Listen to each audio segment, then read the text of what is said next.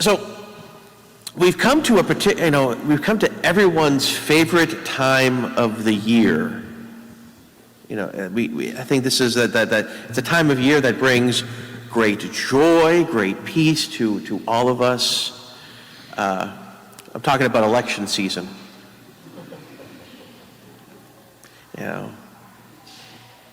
I was just thinking to myself, I was preparing for this weekend, I was like, 18 years ago, around this time of year, I was one of my first jobs out of college, I ran a state senate race.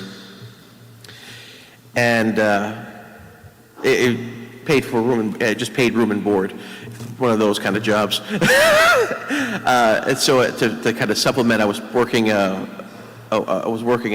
Hannaford in the morning in the deli, and about this time 18 years ago, as I'm in the midst of this election cycle, working for this candidate, I'm stocking I'm pulling out the old stock in the deli and putting the new ones in. As I'm doing this, I'm processing and undergoing my first panic attack, and the only one I've ever had in my life. I'm like, ooh.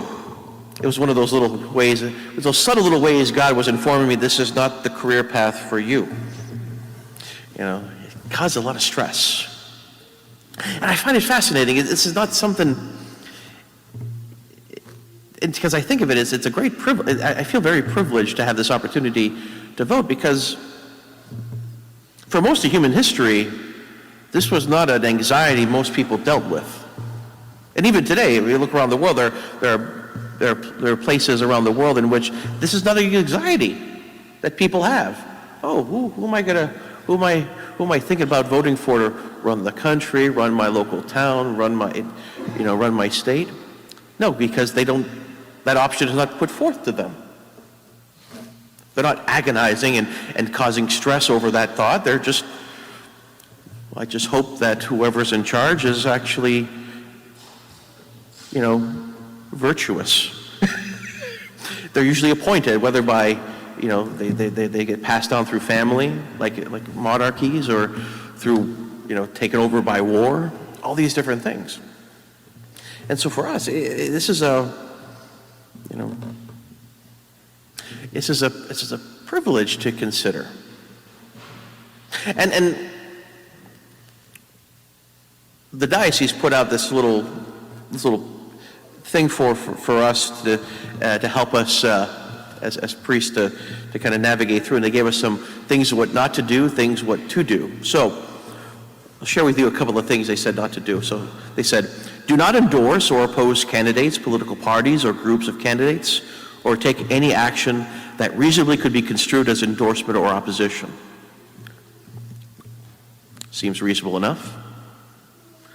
Do not authorize distribution of partisan political materials or biased voter education materials, those that support or oppose or exhibit bias for or against any candidate or party on church property, in church publications, or at church activities. Again, reasonable enough and easy enough to do. And I would hope no one takes advantage of the 30-foot rule from the center line of the road and put anything on the front lawn of any of our churches. Just don't, that would not be kind. One of the things they said for us to do is that parishes are encouraged to share the church's teachings on the relationships between Christian faith and political life. The church's teachings on political responsibility, human life, human rights, and justice and peace needs to be shared more widely and effectively. Again, very reasonable and needed to do. But then it just caught me to think, hold on a second. This could be problematic. Especially the nature that the world, the particular makeup of our society right now. I could put forth or talk about any number of church teachings that involve, Catholic social teaching, all these different stuff, and someone could accuse me of being partisan. I could talk about, the church's, the prime principle of Catholic social teaching on the dignity of human life, and go down that rabbit hole and go different directions, and someone could accuse me of putting forth a partisan agenda. I could talk about common good, right? I can go down certain rabbit holes regarding the common good, and that could lead us to someone accusing me of being partisan. Any number of and it's like, this is not good for us. This is not healthy for us, because if you have to stop and think about it, and I've had to do this too, it's, we have to rise above a lot of the worldly elements of political life, because if we're honest with ourselves, there's no party that perfectly proposes, aligns with Catholic social teaching. And so we as people of God have to take seriously, first and foremost, what is the church's teaching that has been passed on from Christ into the church, and help us to navigate, and from these teachings, what public policy proposals is it inviting us to put forth and encourage. That's how we have to navigate it. Because I was just thinking to myself, because this is a great difficulty and consternation, because and what caused me to start thinking down this path was this line in the gospel today. And it's a line that always catches me all the time. It brings to my mind a lot of times. It's, whoever causes one of these little ones who believe in me to sin, it would be better for him if a great millstone were put around his neck and he were thrown into the sea. It's the danger in public life when we're dealing with putting forth policy agenda, stuff like that. Are we, when we're engaging in this public life, public political life, are we, as Catholics, are we proposing, are we encouraging things that could potentially be, someone could go down a sinful path? I worry about this as a priest. I know I do this all the time. Where like, have I said something? Have I in an effort to be less blunt or to be kind to a person, that I propose elements of church teaching that they might take as like, oh, it's more permissive, or it's like something that I really wasn't saying, but they're saying like, oh, or like maybe someone caught me on a bad day. It's like, oh, if Father is acting this way, maybe it's good for me to act this way, or it's good for me to say this or that, or the things that we say and do and support affect others and can cause other people to go down different pathways. And I take this line it causes me a lot of great concern. And many times when I think about when I stood before the throne of God in judgment, it's like, that's going to be one of those things where like, you didn't realize that when you acted this way, when you said this, when you did that, someone saw that, and it was an inspiration for somebody to go down a particular pathway. I'm like, oh, we want to take that seriously. And one of the things, and one of the ways in which we as people of God, we need to do is be able to talk with one another. That's the sadness that I've seen in the last decade or so, is people unable to talk about, it's because, again, a lot of these things sometimes usher a lot of great emotion, a lot of issues and things like that. They affect people emotionally.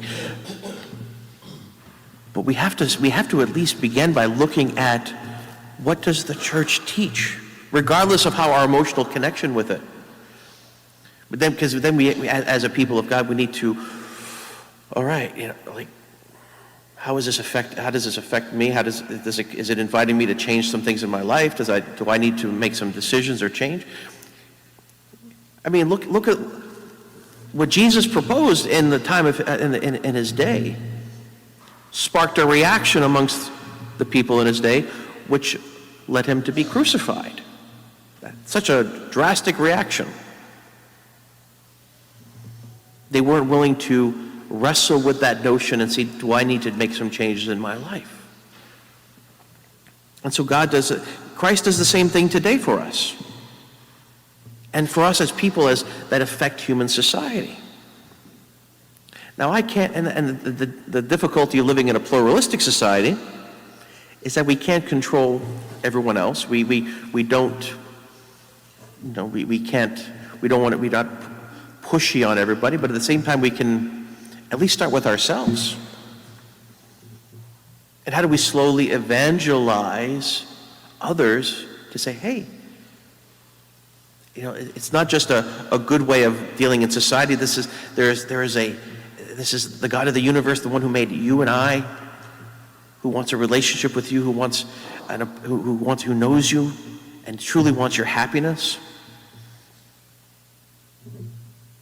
And so, my friends, as we're coming into this season, something to think about. If we're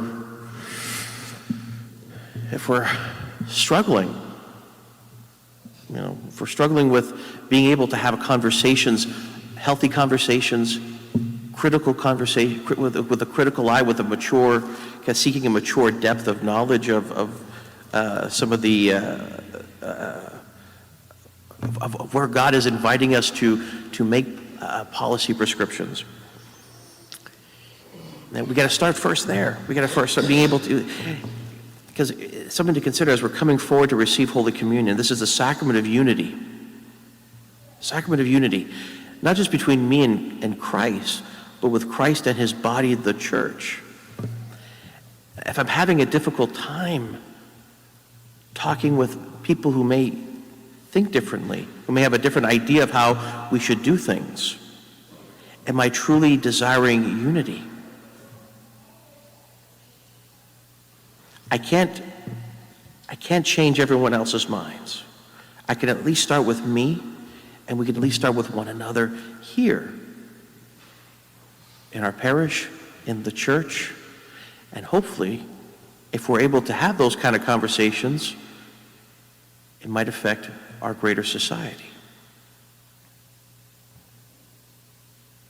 We at least need to be unified on what we believe as church, and what we believe as church, what that does and invites us to affect public life. If we're not united there, what hope does society have? So, my friends, let us pray this season that this is an opportunity for us to consider how the Lord is inviting us to enter into this particular election season. Let it be an opportunity for us to get back to basics in our understanding of church teaching, and let that be the guiding principle of how we engage public life and treat one another as human beings, inviting one another to love God, to serve God, and to love our neighbor as ourselves.